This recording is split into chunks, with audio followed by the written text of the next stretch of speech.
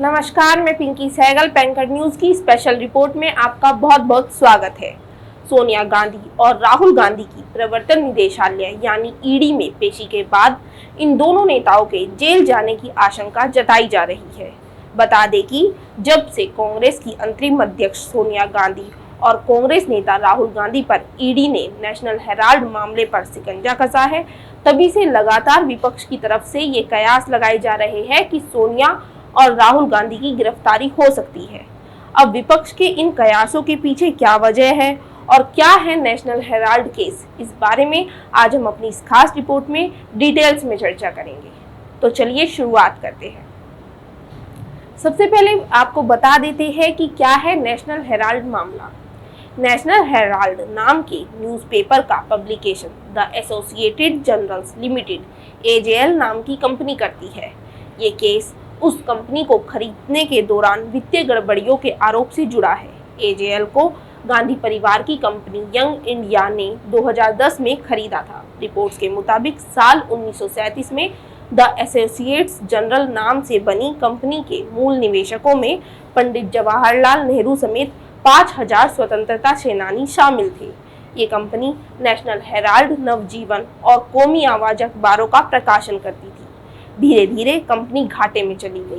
Congress party ने 90 करोड़ रुपए का कर्ज देकर कंपनी को घाटे से उबारने की कोशिश की, हालांकि इसमें कामयाबी नहीं मिल सकी। इस दौरान साल 2010 में यंग इंडिया के नाम से एक कंपनी बनाई गई। इसमें 76% शेयर कांग्रेस अध्यक्ष सोनिया गांधी और उनके बेटे तत्कालीन महासचिव राहुल गांधी के पास और 12% शेयर कांग्रेस के तत्कालीन कोषाध्यक्ष मोतीलाल वोरा और नेता ऑस्कर फर्नांडिस के पास था। इनके अलावा केस में सुमन दुबे और सैम पित्रोदा भी आरोपित बनाए गए। दो आरोपित मोतीलाल वोरा और ऑस्कर फर्नांडिस का निधन हो चुका है। कांग्रेस पार्टी ने अपना 90 करोड़ का कर्ज इसी कंपनी यंग इंडिया को ट्रांसफर कर दिया। कर्ज चुकाने में पूरी तरह से असमर्थ द एसोसिएट जनरल ने अपना सारा शेयर यंग इंडिया के नाम कर दिया। इसके बदले में यंग इंडिया ने महज 50 लाख रुपए द एसोसिएट जनरल को दिए। अब चर्चा करते हैं एजेएल के शेयर धारकों के आरोपों पर। साल 2010 में कंपनी के कुल 1057 शेयर धारक थे। एजेएल के कई शेयर धारकों ने आरोप लगाया कि कंपनी के शेयर यंग इंडिया लिमिटेड के नाम से ट्रांसफर करने से पहले उन्हें किसी तरह का कोई नोटिस नहीं दिया गया। इसके अलावा उनके पूर्वजों के नाम एजेएल के शेयर बिना उनकी सहमति के साल 2010 में यंग इंडिया लिमिटेड को ट्रांसफर कर दिया गया। एजेएल के शेयर धारकों में देश के पूर्व कानून मंत्री और वकील शांति भूषण, इलाहाबाद हाई कोर्ट और मद्रास हाई कोर्ट के पूर्व चीफ जस्टिस मार्कंडे काटजू समेत कई गणमान्य लोग शामिल थे। अब बात कर लेते हैं 10 साल बाद हो रही सोनिया और राहुल से पूछताछ पर। अब लगभग 10 साल बाद इस मामले में जमानत पर चल रहे कांग्रेस अध्यक्ष सोनिया गांधी और राहुल गांधी से ईडी की पूछताछ चल रही है। इस केस में मल्लिकार्जुन खड़गे और पवन बंसल को भी पूछताछ के लिए बुलाया जा चुका है। ईडी के मुताबिक आगे की कार्रवाई तय करने के लिए इस मामले से जुड़े लोगों से पूछताछ जरूरी है। फिलहाल ये मामला राउज एवेन्यू स्थित विशेष अदालत में चल रहा है। हेराल्ड हाउस का कारोबारी इस्तेमाल। केंद्र सरकार ने साल 2018 में 56 साल पुराने पट्टे को खत्म कर हेराल्ड हाउस कैंपस से एजेएल को इस आधार पर बेदखल करने का फैसला किया कि इसमें अब छपाई से जुड़ी गतिविधियां नहीं होती है।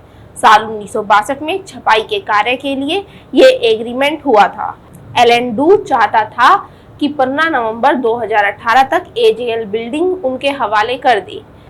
इस बेदखली के आदेश में दावा किया गया कि अब कैंपस का इस्तेमाल पूरी तरह से कारोबारी मकसद के लिए किया जा रहा था।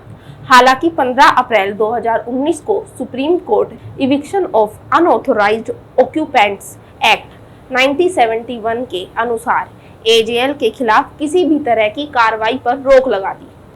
चलिए अब आपको बताते हैं कि इस पर कांग्रेस की दलील क्या है। कांग्रेस प्रवक्ता और मशहूर वकील अभिषेक मनु सिंघवी के मुताबिक नेशनल हेराल्ड अखबार की प्रकाशन company associates general limited AJL पर कर्ज हो गया था। इसके बाद कांग्रेस ने कई दशकों में उसमें 90 करोड़ रुपए का निवेश किया। एजेएल ने अपने कर्ज को हिस्सेदारी में बदल दिया।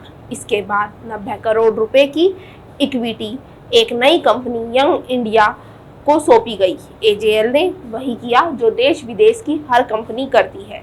सिंघवी ने कहा कि यंग इंडिया में सोनिया गांधी, राहुल गांधी समेत कांग्रेस के और नेताओं के शेयर थे। यंग इंडिया को गैर लाभकारी कंपनी के रूप में रजिस्टर्ड किया गया।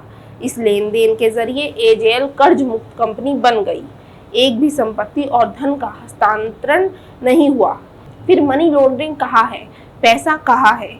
कोई पैसा स्थानांतरित नहीं किया गया था। इसके बावजूद मनी लॉन्ड्रिंग का मामला दर्ज किया गया। अब ऐसी परिस्थिति में नेशनल हेराल्ड मामले में कांग्रेस चौतरफा फंसी हुई है।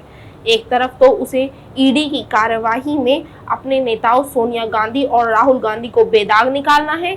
इसके लिए कांग्रेस को कड़ा कानूनी संघर्ष करना होगा। दूसरी तरफ इस मामले की वजह से जनता के बीच कांग्रेस की छवि खराब हो रही है। कांग्रेस के सामने इस छवि को बदलकर जनता के बीच अपने प्रति सहानुभूति पैदा करना भी बड़ी चुनौती है। ये दोनों ही काम कांग्रेस के लिए बेहद मुश्किल है।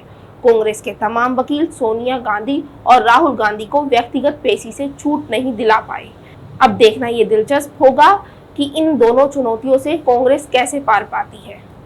वहीं बीजेपी के कई नेता पहले से ही ये दावा करते रहे हैं कि भ्रष्टाचार के मामले में सोनिया और राहुल दोनों को जेल भिजवा कर ही रहेंगे। ईडी की कार्रवाई उसी दिशा में बढ़ती दिख रही है।